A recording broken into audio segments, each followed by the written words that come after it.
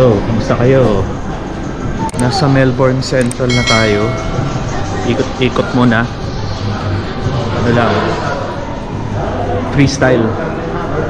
Dahil sa sobrang dami ng pwede mong puntahan, ang hirap pagsabay-sabay yan. Kaya dito muna ako sa may Burke Street. So, Chinatown area. Hanap muna tayo ng makakain. So ngayon, tinignan ko meron ditong Tim Ho Wan. Sikat siya na Hong Kong restaurant, mga dim sum, ganyan. Wala kasi nito sa Sydney, so try natin. So ganito ang vibe dito sa Burke Street. So part to ng Chinatown, pero yung pinaka main Chinatown area nasa likod. Ayan, so nandito na tayo sa Tim Ho Wan. Try natin yung kanilang dim sum. So order tayo ng braised noodle, dim sum, saka Hong Kong iced tea. So try natin.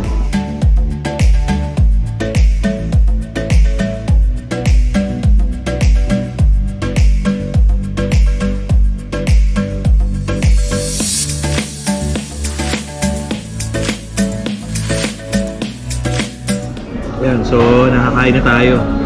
Okay naman, solved. So in order ko pork siomai, braised beef, dry noodles, saka Hong Kong iced milk tea. So ang bill ko doon ay $26.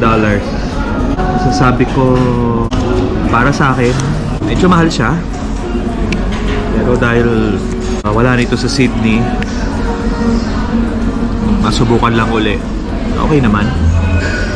Kaya mamaya kain ulit tayo at magkala ulit.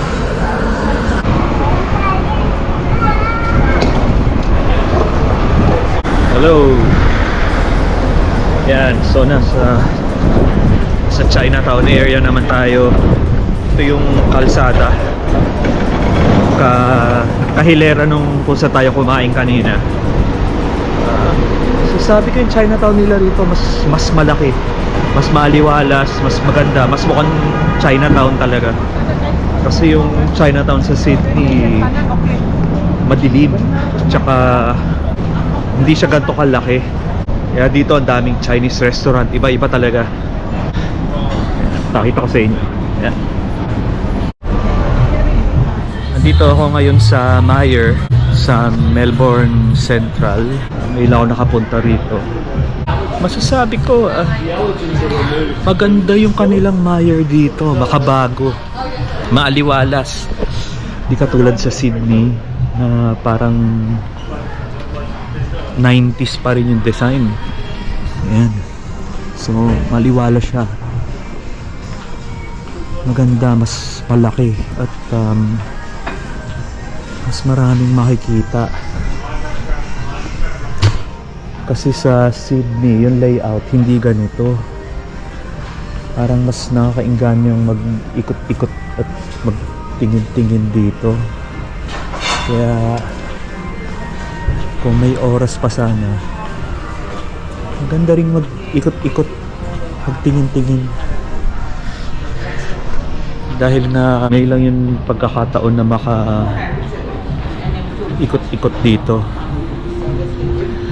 Papakita ko sa inyo, maganda kasi may atrium sila. Ito. Yan. May atrium hanggang baba. Hanggang baba. Kaya hindi siya madilim, hindi siya yung bang pag nag-ikot ka parang mawawala ka ng gana mag-ikot. So ang gusto ko dito sa Australia, sa yung mga department store nila, is pagka nag-sale, consistent buong store sale. Hindi lang yung basta may konting peraso lang tapos naka-sale siya. Halimbawa ito, yan, 40% off lahat ng brand na yan. Tapos merong minsan mas matindi yung sale nila. Linggo-linggo yan, pinapalitan lang nila yung mga items, yung mga brand na nagsisale. Pero madalas lagi siyang nagsisale. Kaya marami kaming nakikita dito na magandang deal kasi nabibili mo siya 50-60% off.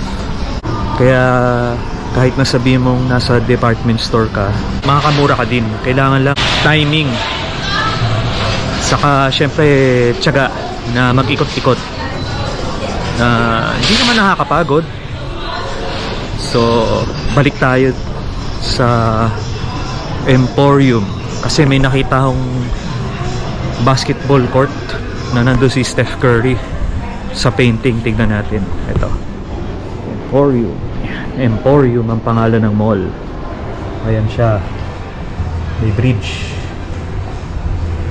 So, ayan, ang ganda ng panahon, ang ganda ng Melbourne pag maaraw. Diyan tayo pupunta, rooftop basketball. Wow, ang ganda. Ang laki ng Rebel dito. Ang aliwalas. Ito, rooftop Curry, Steph Curry. Ganda. It means something Tignan more natin. to the people of Australia.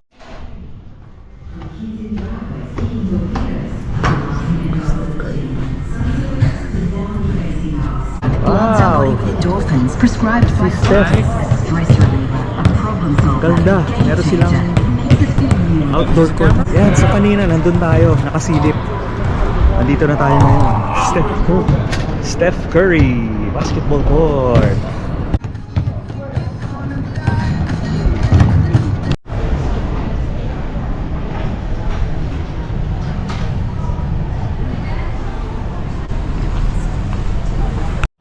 Ang ganda dito sa Melbourne, yung mga commercial at mga retail mall nila, connected lahat.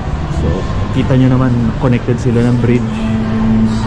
So ngayon nasa Melbourne Central naman tayo. So ibang mall na naman to. Pag kahit anong panahon, sheltered, tsaka maliwala siya, yun ang napansin ko. At malinis, maliwalas, malinis. Hindi mo kan luma yung mall. Saka may mga seating areas silang ganyan. Pagka napagod ka, pwede ka magpahinga dun. Hindi ko lang na-appreciate to dahil nung huling pumunta kami dito, gloomy, tsaka parang nagmamadali. Pero ngayon, relax lang, freestyle. Kaya samahan nyo lang ako. Ikot-ikot tayo. 70%. Ayan, tulay na naman. Tumawid na naman ako sa ibang kalsada. Hindi ko na alam kung saan. Pero ganda siya kasi dire-diretso ka lang. Alam ko ang dulo nito yung train station eh. Nakakonect siya sa Melbourne Central Station. Punta tayo doon. Ayun, naabot na natin yung 8-3. Wow, maganda yung panahon. Ganda. Liwalas. Liwanag. Wow. Doon tayo pupunta. Wow, ganda. Yan, nakaakit na tayo. So isang paikot lang to papunta doon. Mga kainan doon, sinihan. Yan. Napakaraming tao sa lugar na to. Kung di mo kabisado,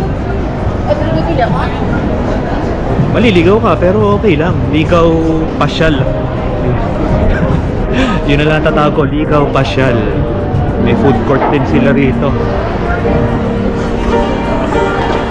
Laging may food court. At laging may attraction tulad yan. Galing. Okay, satisfied tayo sa pasyal natin. Punta tayo doon